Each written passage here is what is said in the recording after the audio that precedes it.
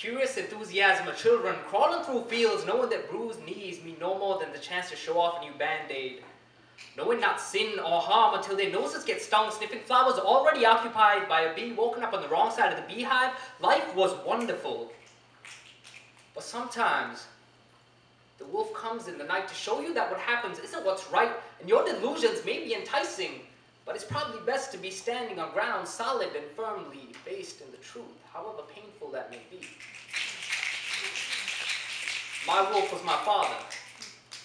I saw a woman whose strength knew no bounds, whose hips bore life, a mother and a wife domiciled in domesticity, not by oppression but by choice. I saw my father walk out the door. And that choice led to the breaking of a heart, the shattering of a dam, tears overflowing onto the sheets of this king-size bed. And as I climbed up onto that bed, I cried with my mother. Before I could comprehend that man's effort could be so far spent on the outside that the inside of his kingdom can lay crumbling, he left his queen. And he came back the next day. But by the summer of my youth, the damage had been done. My heart had been won by the idea that I would be nothing like him. My mother taught me that I am truly a prince. And I couldn't trace my lineage back to Adam or to Eve or to Jesus, but I was the son of God, a prince in my own right. And I knew that when I built my castle, it would not be with the flesh and bone of these brittle arms, but with the love that burned like nothing you'd ever known before. Nuclear bombs decimating ties with the past that sometimes I wish I'd rather not known. I was a soldier, bred to break down the enemy's defenses, capable of killing them with kindness. I fought the good fight. But summer faded fast, and autumn fast fell, because disillusioned children are awfully good at becoming illusionists themselves.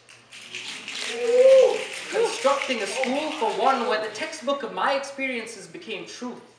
And my truth was that I knew how cold the world was, but I was yet to see that the breeze carried with it words spit in my direction so sharp that with every breath I swallowed a knife, carving out my insides like the wrists of a forlorn teenager out of love with the world and love itself. And I added fuel to the flames. I drank gallons of gasoline and swallowed a lit match with the initials of every girl I ever loved etched into it. My fire burned bright. Like for that first girl I was in love with, German engineering assembled in the tropics. It's funny, I've always liked my cars exotic.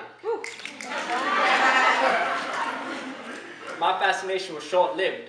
With the realization that a lesson was in order, class was in session, but I wasn't focused. You see, I was too busy thinking about how 1 + 1 = 1, too captivated painting her nude like an Edward Manet to realize that I'd been dreaming all Einstein and Seaman. I almost got away with missing the lesson on how sometimes 1 + 1 = 3. Almost. But corporal punishment was back in fashion because no ruler to the wrist or ass cheek belt kissed hurts as much as a positive pregnancy test when you're only 16.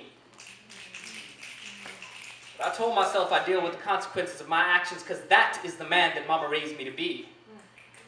But it takes two to tango, and in this dance, I was not the lead. She cut out our third partner, never to be spoken of again. My heart and my brain had not till then known, nor will it know again, such pain to the point where depression was a cross whose weight I could not bear. I took my life in my hands, and I tried to end it.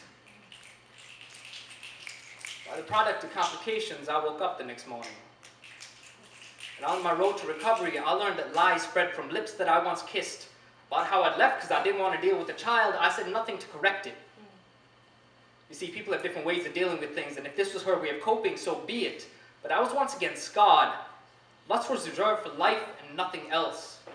And then there were the girls who taught me that abuse was not just physical. The girls that whisper sweet nothings in a rhythm so mystical as if to undo your morals as fast as they undo your clothes. Baby, I don't want to do this. Was met with a, why don't you just man up?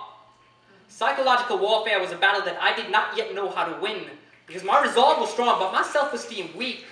I was bullied into forfeiting my dignity, abused both physically and mentally. The bruises I have had from being hit have never stung as the feeling of feeling like I'd prostituted myself.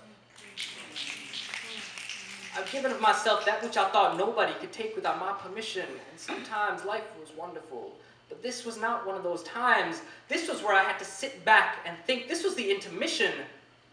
So I had to think about all the abuse that took place in the last act. This was torture, but sometimes I guess life was wonderful. look back on my life and I think, my God. Because my God is the only reason I'm still here. Thanks to him, my father is becoming more of a man than I ever dreamed he could be, and he's putting my mother on the throne that she has always deserved. I don't always trust man, and I've been struggling for a while to ever trust a woman.